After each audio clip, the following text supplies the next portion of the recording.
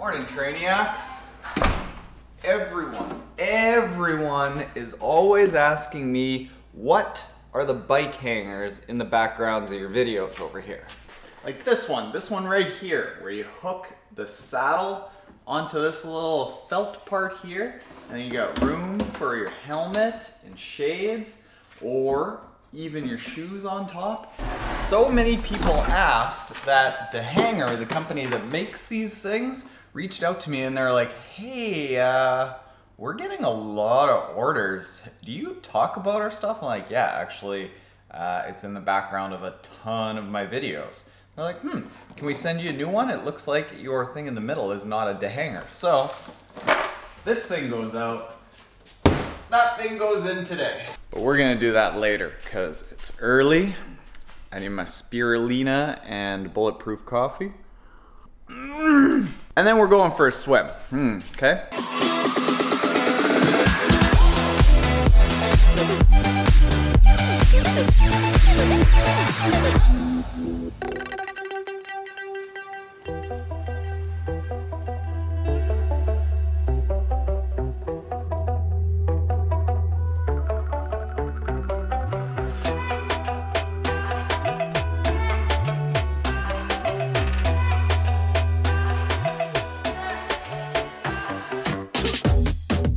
Okay, so when I set up this whole setup here, I had this first bike rack from Saris, and this is like an award-winning bike rack. LED light that's supposed to shine down, and it cradles your bike in this nice cork. But to be perfectly frank with you, it was not great.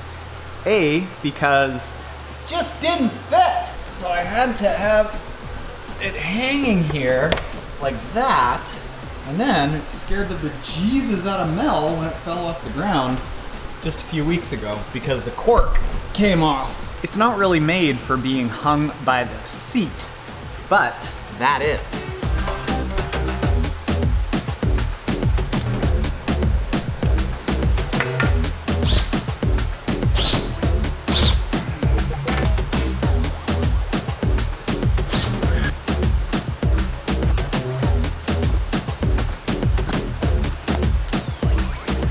Whoever invented Phillips head screws must have had a very sad, lonely childhood.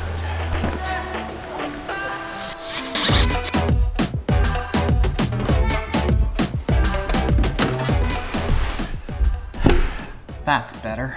Sick of having that Ventum be on the floor. It does not deserve that. Over the last few days since I announced the Triathlon Virtual Camp, and the series of them, the 3 of them that are available starting at the end of November through to the middle of December, there have been, I'd say, about a half a dozen questions that keep coming up over and over. So much so that I had to create like an FAQ for No Triathlon Kim to get back to everyone because it was just over, and that's what frequent questions are.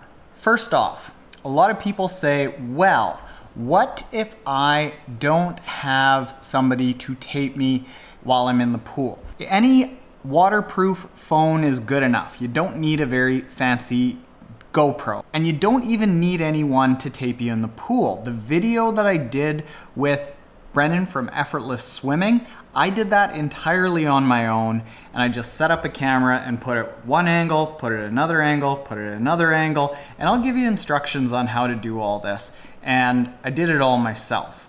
Basically, if I can get a couple of shots that show somebody swimming, that gives me enough to give some advice. The other question is a little tougher, a little dicier, and that is, what if your pool doesn't allow filming? Well, my pool doesn't allow swimming.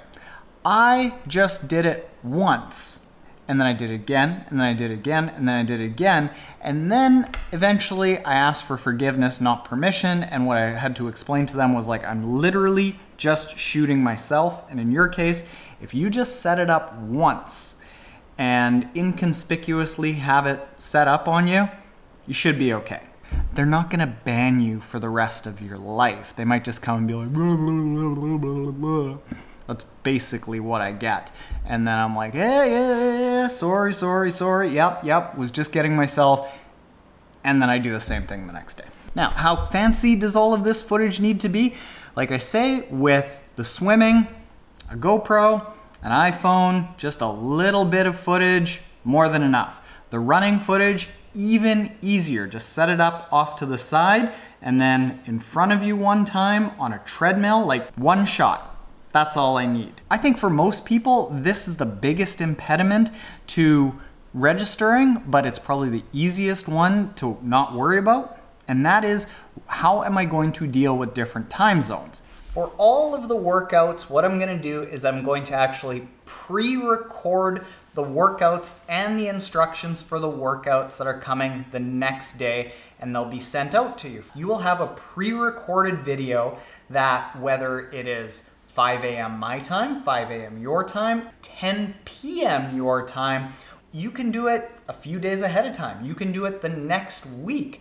Because you're going to actually have the workout file, you are going to be able to do this whenever you want. Then, what about the live coaching calls that we do related to those workouts?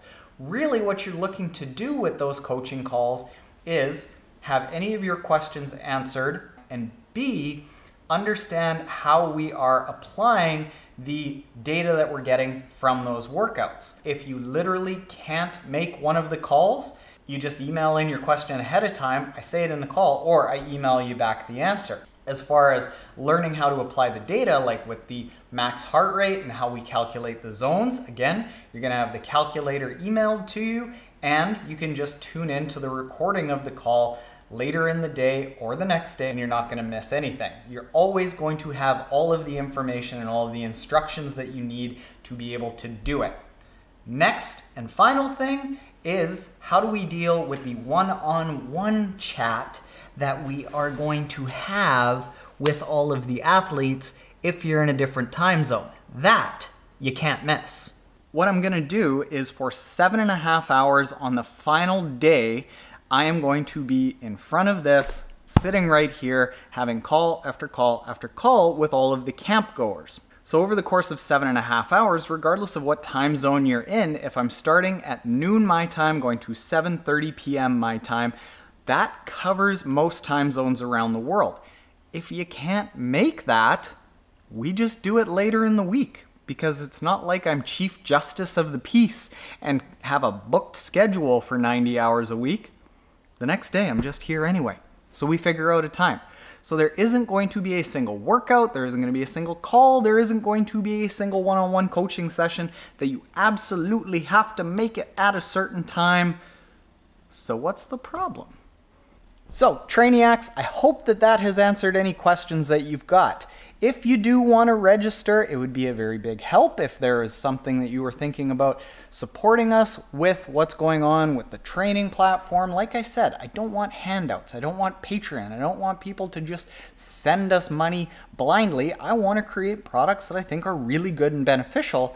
And this virtual camp, which you can go to and register at triathlontaren.com/virtual camps, this is something that's going to set you up to have an excellent season, regardless of whether you are coaching yourself, whether you're getting coached by someone who isn't me, or whether you are on Team Trainiac. So, triathlontaren.com/virtual camps.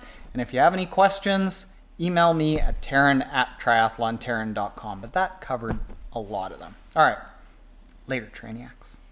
I like that hanger. Thanks, DaHANGER.